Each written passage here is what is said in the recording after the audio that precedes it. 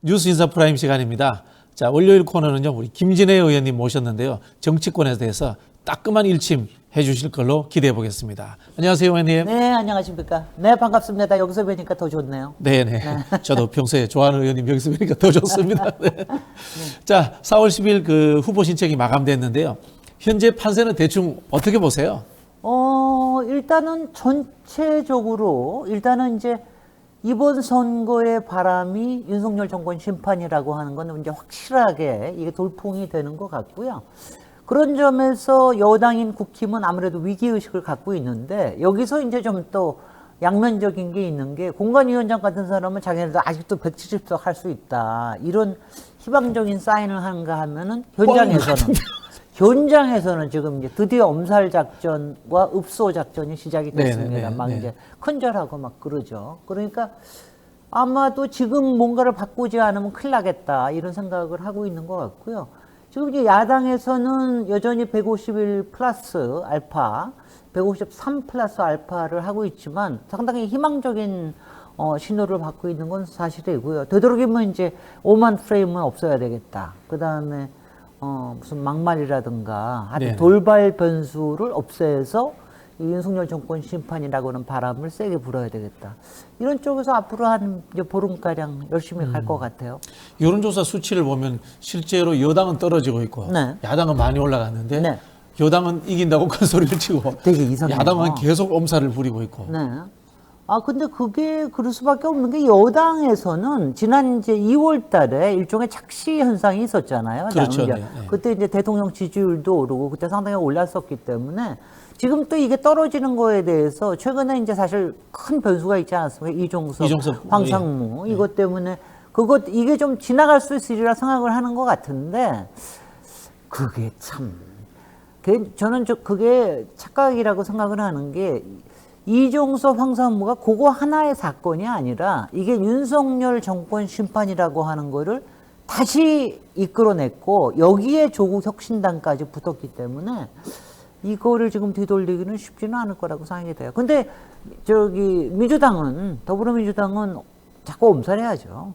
네. 엄살해. 왜냐하면 투표율을 올리는 게 제일 중요하기 때문에 안심하면은 제일 문제가 되는 게 투표하러 안 가는 거 아니에요. 그러니까 투표율을 올리기 위해서라도 열심히 또 그렇게 독려를 하셔야죠. 네, 엄살 작전이다. 네. 뭐 그렇게 해석을 하시는 것 같은데, 의원님 말씀하시다가 은연중에 지금 윤석열 정권의 심판론에 다시 불을 붙인 게 이종섭 호주대사, 그다음에 조국 혁신당 이야기를 꺼내셨어요. 네.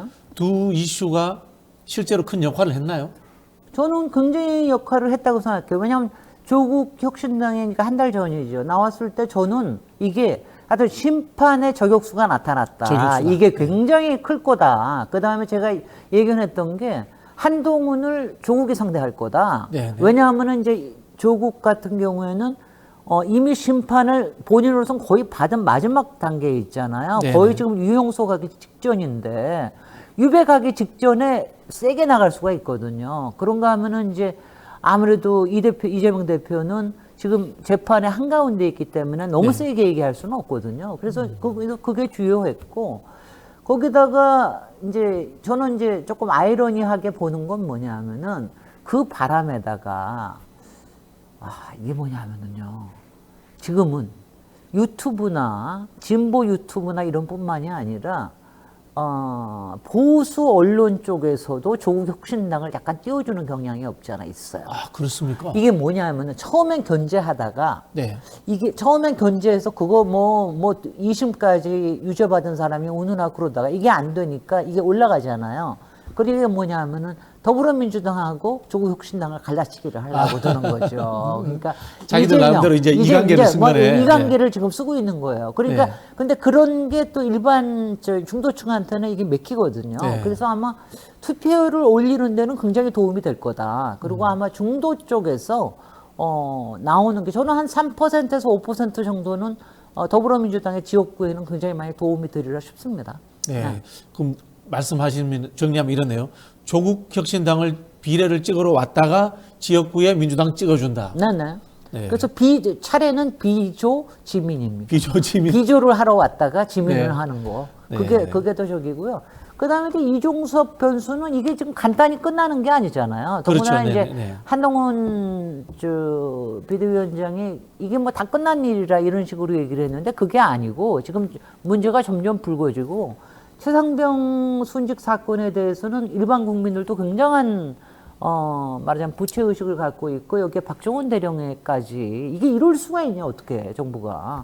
그리고 여기에는 절대적으로 대통령실에서 총알을 받았다는데 그 사람이 누구냐, 시간은 언제냐, 이거에 대한 게 밝혀져야 된다라고 하는 것 때문에 그리고 너무나 이상하게 도피를 시키고 또 다시 데리고 들어오고 이게 코미디예요.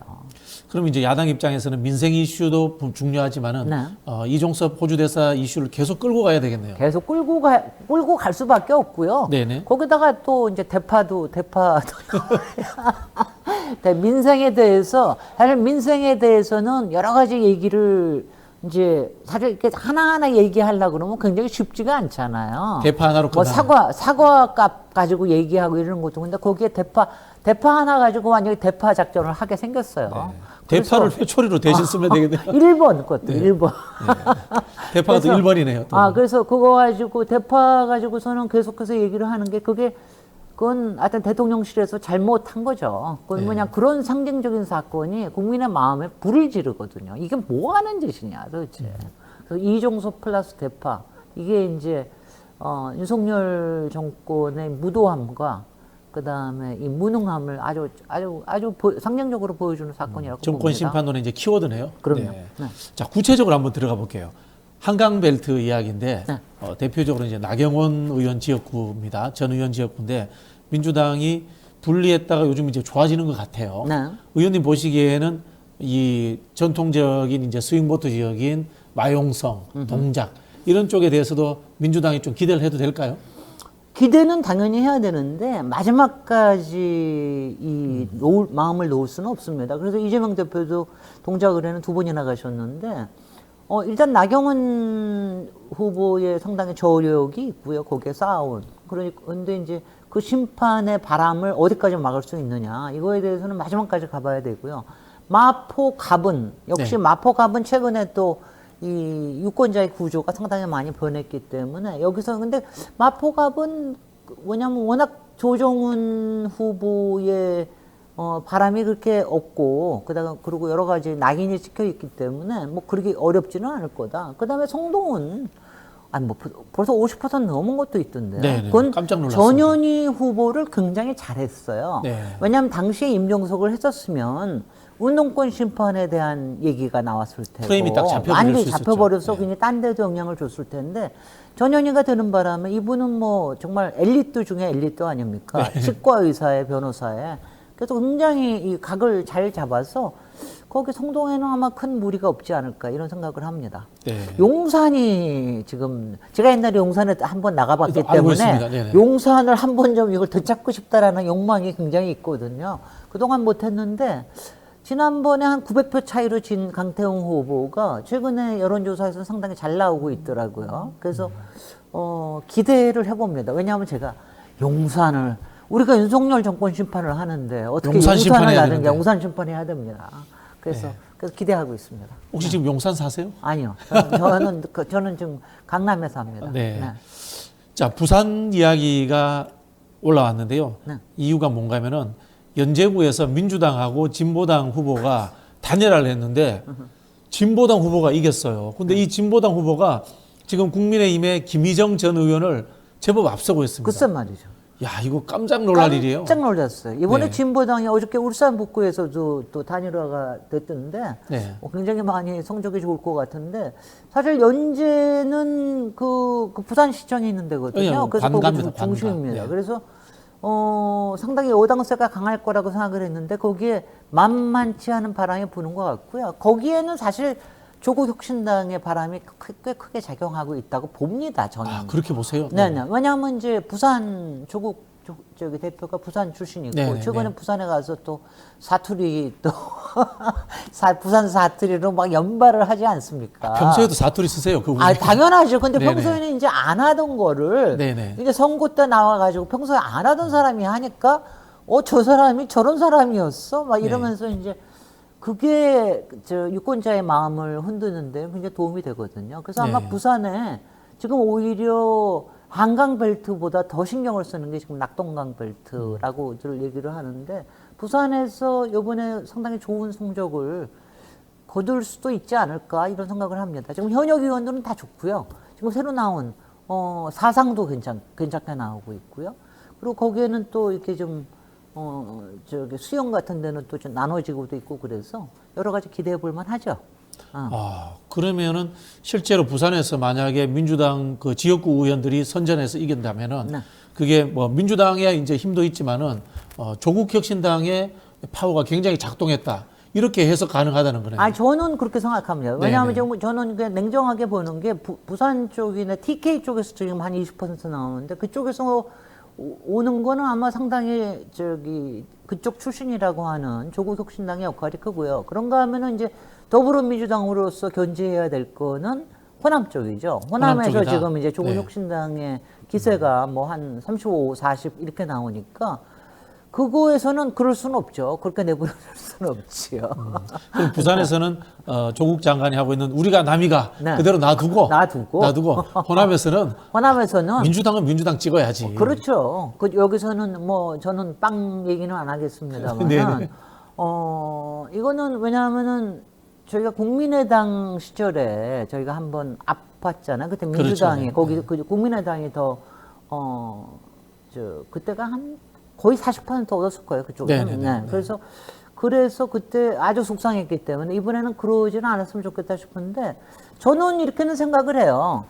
아무리 진보 유튜브나 여러 유튜브들이 밀어주고 있고 조국 혁신당을 그리고 보수 언론까지도 띄워주고 있고 그리고 많은 유권자들이 측은지심으로 찍으려고 하는 또 이런 거는 있다 하더라도 마지막에 투표 일자에 가서는 민주당으로 돌아오는 회귀하는 표들이 상당히 있을 것이다 라는 생각이 들어서 저는 이제 숫자로 따지면은 아마 민주당이 조금은 더 나오지 않을까. 적어도 뭐 저는 지금 뭐 저기 저는 뭐 하여튼 숫자는 얘기 안 할게요. 근데 하여튼 민주당에 더 나오리라 싶고 솔직히 국힘이 좀 정신을 차리려고 그러면은 비례에서 좀 많이 떨어져야 되는데 그 생각을 하는데 어떨지 모르겠습니다. 네. 15 밑으로 떨어져. 의원님 이야기 훨씬 전략적인 것 같습니다. 뭐 그럼요. 지민 비민이나 그냥 지민 우리가 비조보다 하나하나 이렇게 빌을 필요가 없어요. 네. 그 이제 어차피 민주당이 확장을 못 하고 있는 PK에서는 조국 혁신당이 많이 갖고 오고 그럼요. 원래 이제 민주당의 본류인 호남에서는 민주당을 찍고 이게 훨씬 더 전략적 선택 같은데요. 네. 그리고 지금 충청에서도 바람 불고 있는 거 아시죠? 아 그렇습니까? 충청에서도 지금 최근에 우리 쪽이 여러 개 나오는데 충청에 대해서는 저는 신장식 거기 후보 있잖아요. 조국 혁신당에 그 후보 충청 출신이거든요. 신장식 변호사가 충청 출신인데 네. 그 양반이 요새 어떻게 하고 다니는 줄 아세요? 충청 사투리로 니네들 가만 안 둘게요. 이러면서 다니고 있거든요. 열심히 합니다. 그러니까 충청에서도 비민 비조 지민이 나온다 그럴 것 같으면은 그러면은 굉장히 효과가 있을 수 있죠. 네. 솔직히 충청에서 제가 국민의힘을 심판하고 싶은 후보들이 꽤 많습니다. 네, 솔직히. 네, 그렇죠. 네. 뭐 검사 출신들도 많이 출전했고요. 네. 그러고요. 그리고 윤핵관들도 있고. 네. 그리고 또 청주에서는 이번에 그 이종섭류의 신범철 후보 같은 사람도 거기 국방부 차관도 출마했고 그래서 이번에 충청권에서도 좀 정신을 좀 많이 차려주셨으면 좋겠다는 생각을 합니다. 여론조사 전문가들이 이거 한번 분석해 주셔야 돼요. 저도 그런 주장을 늘 합니다만은 대한민국에는 늘 신상품만 찍는 유권자들이 한 10% 정도 됩니다. 맞습니다. 그리고 조국 혁신당을 우리는 굉장히 민주당보다도 왼쪽에 진보에 있다라고 생각하는데 중도 리버럴들이 또 좋아해요. 그렇습니다. 이런 특징이 있어요. 그래서 사실은 이준석 당하고 겹치는 게 많았어요. 이거 한번 분석해 주셔야지만이 민주당도 상대적으로 대응하는데 하나의 그 기본 자료가 될 것 같아요. 근데 그게 제가 열린민주당 출신이기 때문에 하는데 열린민주당도 그 중산층 리버럴들이 굉장히 많이 들어왔고 그렇죠. 당원으로. 근데 그게 뭐냐면은 일단은 이제 조국 전 장관이 솔직히 강남 좌파로 여태까지 불렸었잖아요. 그러니까 이제 이른바 인텔리들 이런 쪽이 뭐 지지자들이 상당히 있고 그리고 그 사람들이 가장 먼저 이거 너무했던 거 아니야. 그래, 우리도 좀 잘못할 수 있었던 건데 너무 잘못 걸려들어서 그랬던 거 아니야. 그러니까 측은지심을 훨씬 더 많이 갖고 있고요. 검찰이 이래서는 안 된다. 아무리 그렇더라도 검찰하고 언론이 나서서 그냥 보통 사람이 하는 행동을 이렇게 사냥꾼식으로 해서는 문제가 있다. 이런 생각을 굉장히 많이 갖고 있어서 저는 중도층에서도 표를 끌어오는 게 상당히 될 거라고 예상했는데 이게 실제로 그렇게 나타나고 있더라고요. 그래서. 근데도 이제 민주당 입장에서는 조국 혁신당을 돕는 거는 해당 행위다. 네. 또 뭐 이 정도 이야기도 나오고 있고요. 박지원 네. 어르신 같은 경우에 그래서 경고도 맞았는데. 그렇게 경고 맞으셔야지, 당연히. 립 서비스입니까? 아니면 실제로 민주당의 위기의식이에요? 아니, 원래 우리 박 후보님은 이 뭐냐면은 덕담을 워낙 잘하셔서 어디 가서나 표를 조금이라도 얻으려고 그러시는데 그렇게 네트워킹하는 말 습관이시고요. 이거는 그런 얘기는 할 수는 없고요. 저도 굉장히 저는 처음부터 조국 혁신당이 나오는 게 전체 민주 진보 진영에 도움이 된다는 하에 굉장히 많이 응원해드리고 지원해드리고 그랬는데 지금 마침 투표하러 가서는 역시 이건 맞습니다. 거기는 우군이지 악군은 아니거든요. 이건 네. 이재명 대표가 정확하게 얘기를 했으니까 악군이 훨씬 더 도움이 되는 건 사실이죠. 그래서 민주당원이나 아니면 이제 더불어민주당 지지자들, 특히 이재명 지지자들 이런 분들은 당연히 더불어민주연합의 비례를 찍어주시는 게 훨씬 더 도움이 되죠. 네. 이른바 이제 윤석열 정권을 심판하기 위해서 하객진을 펼치는데 네. 본질은 그래도 민주당이다. 이재명의 함대가 이 거북선이다. 뭐 이 말씀 하시는 거네요. 하객진은 서로 간에 저작권을 주장하고 있는데 저는 제가 저작권을 그렇습니까? 제가 제일 먼저 얘기했다고 제가 하는데 네. 사람마저 저는 처음부터 하객진이 그리고 하객진이 좋은 거는 네. 이 사령탑이요 앞으로 나갈 수도 있고 뒤로 갈 수도 있고 옆으로 갈 수도 있고 자유자재로 적을 막 혼돈시킬 지금 수 이재명 있는 대표의 거예요. 이제 스탠스네요. 지금 이재명 대표 정말 잘하고 계세요. 네. 그러니까 이게 적절하게 근데 이게 뭐냐면은 제일 좋은 건 뭐냐면은 지금 저쪽에 비대위원장 홀로 있는 네네. 한동훈을 완전히 교란시키고 네네. 있거든요. 혼자서 이거 어쩔 줄을 모르고 있으니까 양쪽에서 오니까 어쩔 줄을 모르고 있으니까 그건 굉장히 도움이 되는 작전 같습니다. 네. 네. 하객진 이야기를 하셨으니까요. 그러면 지금 이제 공동선대위원장인 네. 이해찬 전 대표나 김부겸 전 총리의 효과도 있다고 보세요? 저는 그러니까 이해찬 위원장님은 그냥 가운데 뒤에 흔들려 중심을 잡아주시는 분. 딱 정말 이렇게 중심을 잡아주시는 정말 그런 평형수 역할을 하시는 분이고요. 김부겸 위원장님은 항상 이게 중도적이고 네네. 이렇게 좀 이제 그게 도움이 된다라고 생각하셔서 그러는데 최근에 조금 우리 속을 좀 끓게 하는 그런 발언을 하셨지만 이제는 좀 하는데 아마 그래도 김부겸 위원장님도 아마 DK나 네네. 이런 쪽에서는 도움이 되지 않겠습니까? 그리고 우리가 약세인 강남권이나 이런 데서는 조금 도움되지 않겠어요? 지금은 이제 조금 조심하시는 것도 같고 그런 것 같습니다. 김부겸 전 총리는 이번 기회를 내서 정치에 복귀할 수도 있겠죠. 저는요, 한번 정계 은퇴한 사람들이 그렇게 이건 지금 그냥 잠깐 한 거 아니에요. 근데 무슨 복귀를 꼭 그렇게 미리 얘기하고 그럴 필요는 없을 거예요. 복귀하고 싶으면 그냥 복귀하신다고 얘기하고 복귀하십시오. 네. 미리 우리가 얘기할 생각은 없는 것 같고요. 그러면은 정치인은 정계 은퇴를 하면 안 되는 겁니까? 아니, 정계 은퇴 얘기를 했으면 네네. 다시 나온다 그러면 정확하게 나온다고 얘기를 하고서 선언을 해야 얘기해야죠. 된다. 저는 지금은 선대위원장은 그런 건 아니거든요. 네네. 그냥 도와주는 거죠. 네.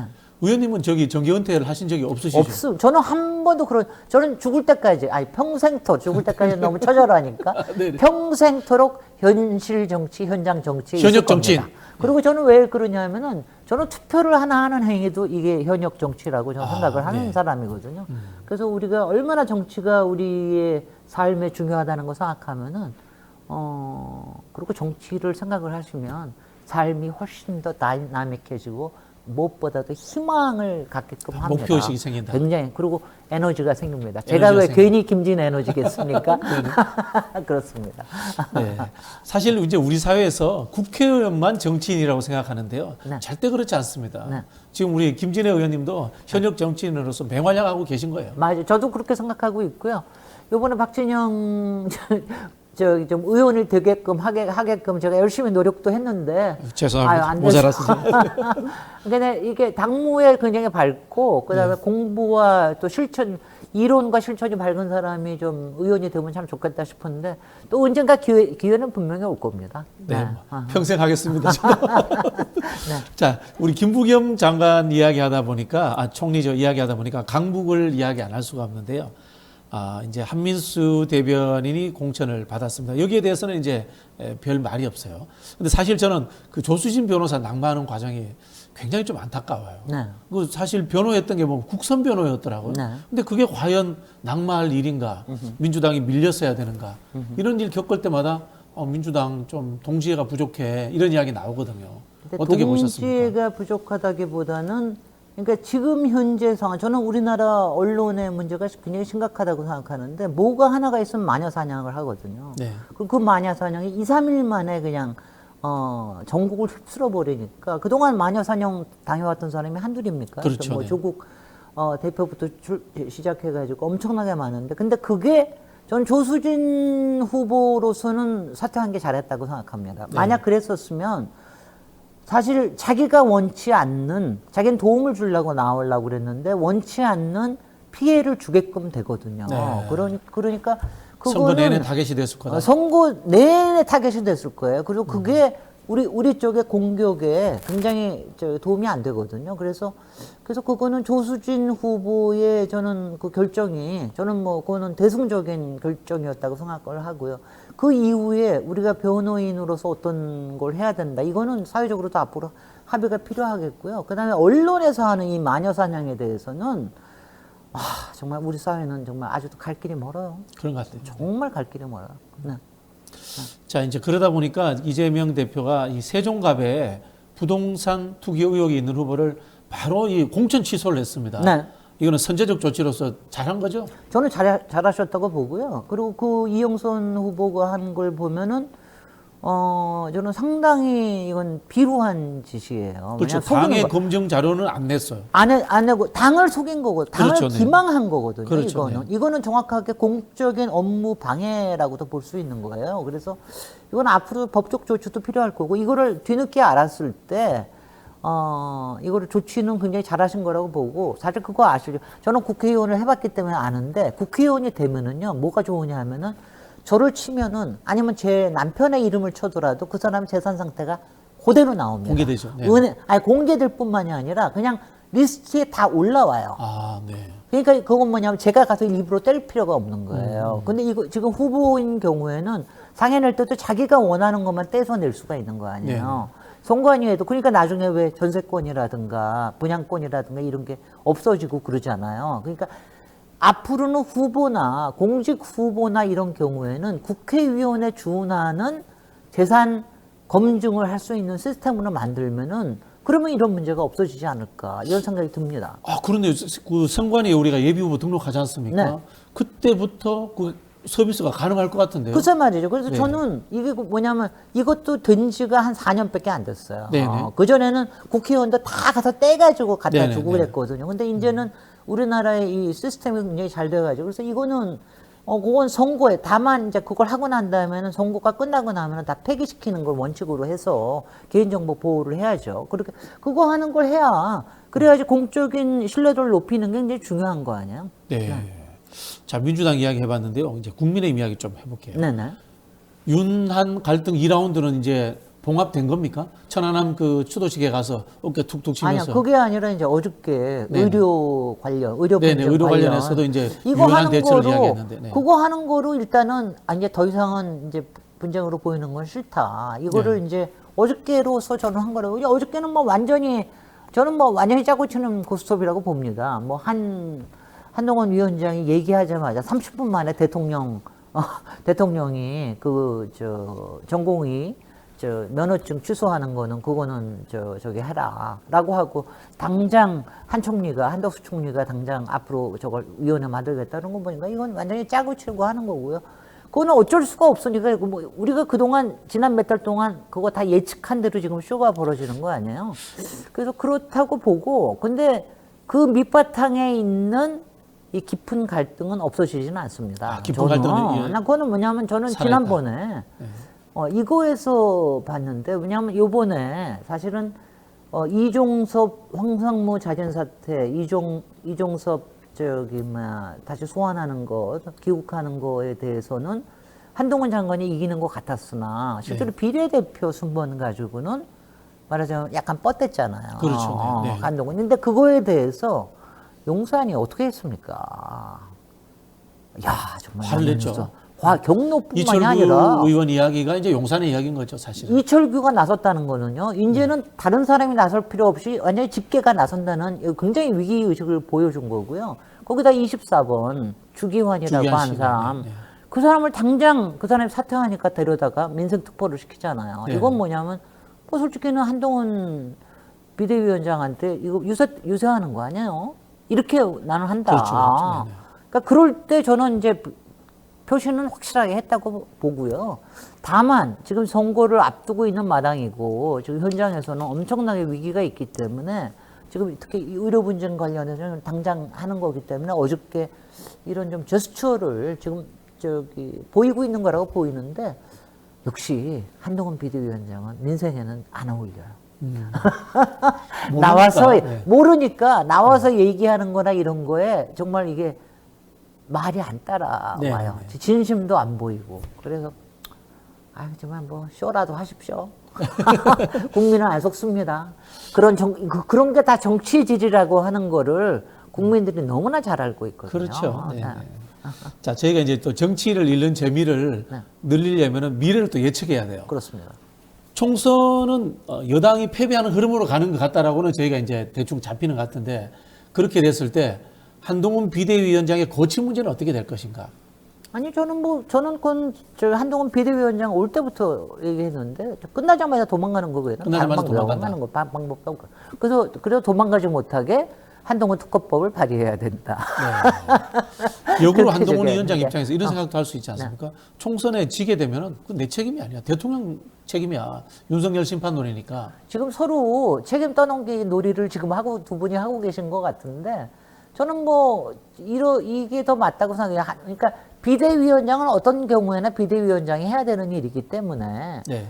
비대위원장으로서 책임은 당연히 져야 되는 거죠. 그러니까는 지금 어저께 가령 이 의료 분쟁에 관련해서 자기가 나서는 것도 이걸 제대로 잘 처리 못했으면 비대위원장으로서 왜냐하면 총선에 지면은요. 원래 총선에 이겨도 비대위원장을 간두는데 지면은 어떻게 비대위원장을 안 간두겠어요? 당연한 거죠. 일단 비대위원장은 지나 이기나 그만두는 거네요. 그만두는 거죠, 원래. 그러면 이런 상상은 어떻습니까? 물론 이제 본인이 미국으로 안 간다고 했으니까 일본을 가든 유럽 배낭여행을 가든 한 1년이나 갔다 와서 갑자기 네. 윤석열 정부가 이렇게 망하는 시점이지만 본인은 나는 잘못이 없으니까 서울시장 출마하겠다.